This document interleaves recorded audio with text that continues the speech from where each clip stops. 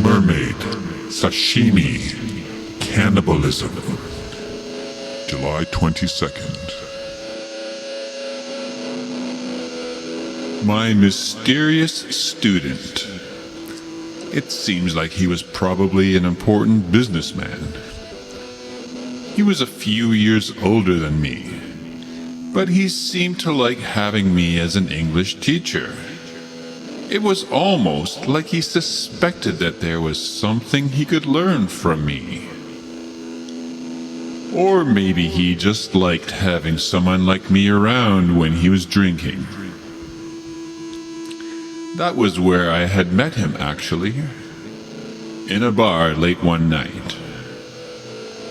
He had been impressed with what I had told him about my background. Or at least it seemed that he had understood enough to act impressed. He had a habit of saying intermittent when I was explaining something to him. It made me think of someone having sex, and I would occasionally lose track of what I was telling him about. He paid me very well for my troubles, and he always paid for all the food and drinks for the evening when we went out.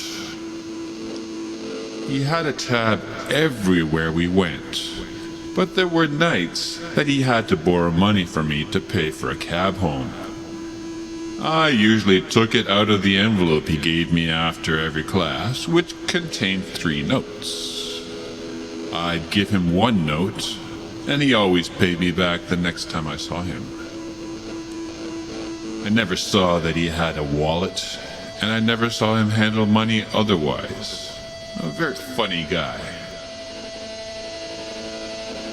Our classes were really nothing more than evenings out, and I enjoyed them at first, although my interest in getting drunk and stuffed with food began to wane as I started suffering from exhaustion and weight gain, plus worrying that my family wasn't seeing enough of me.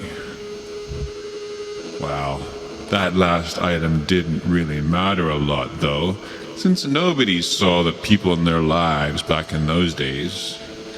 It was the era of public life, where everybody had public lives and nobody had private lives. How many times did we get drunk together? And yet I knew so little of his real life.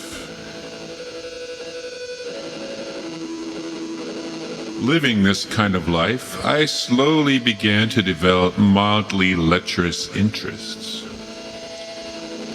I questioned him about his knowledge of nightlife. He always bragged to me that he knew everything that goes on at night. First, he introduced me to girls. He told me what some people do in their hotel rooms sometimes. He hinted at what he had done. He told me about drugs that were available. I previously knew nothing about any of this, as I was fairly new to town. His city looked terribly clean and orderly. The people seemed to have respect for each other. How much could I learn from him about how little respect people really did have for each other and for themselves? I asked him if he knew anybody who had AIDS. He told me that lots of people have it, but nobody worries about it too much. Why should they, if everybody was dying of life already anyway, day by day, every year of their lives? A life was long, but it was less a life if it was short. Potential means nothing, since people waste their chances every day. How many days go by that people don't live their lives to their fullest, he asked me. How many days go by that you don't live your life to its fullest? I had no answer, but I made note of the question and used it on other people to study their varied responses. He showed me where killings had taken place. Crimes of passion, revenge, gangland stuff, anything. I asked him if he could introduce me to killers discreetly, and this he did. I slowly became indebted to him and needed his knowledge like a handy reference book. He opened my eyes to the secrets of the local world. How could I have ever been so naive? After some time, I began to feel uneasy about going anywhere with him. I tried to make our appointments in the afternoons, on weekends, or in the early evenings, but he could never meet me at those times and insisted on the same late hours, the ones that straddled witching hour.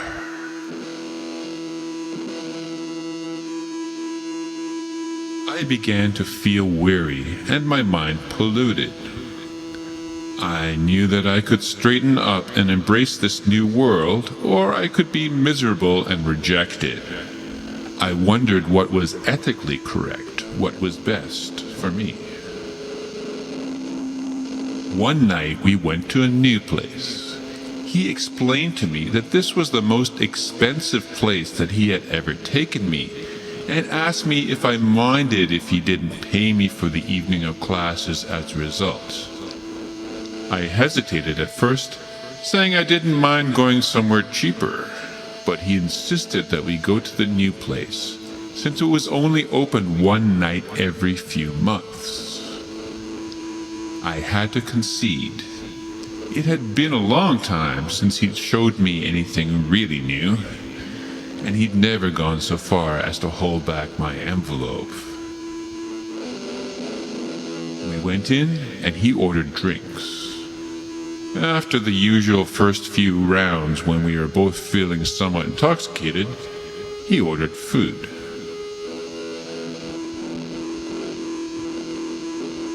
A dish arrived. As usual, it was incredibly small. I wondered if this was the most expensive dish in the house. I guessed so because of its size. "Is this expensive?" I asked. No, this is just beans, an appetizer for our next course. Eat. He went silent, so I ate the beans. Next came a new dish, and I looked at it. Slices of raw fish, nothing new. "What is this?" I asked curtly. Mermaid, was all he said. I looked at it. It didn't seem like anything other than your regular total. "Really?" Yes. He ate a piece, then put another on my plate. I looked at that also. I asked him how it could be mermaid, since mermaids don't exist. This is Mermaid, and mermaids exist. If you want to see one, go into the kitchen and look into the tub of water.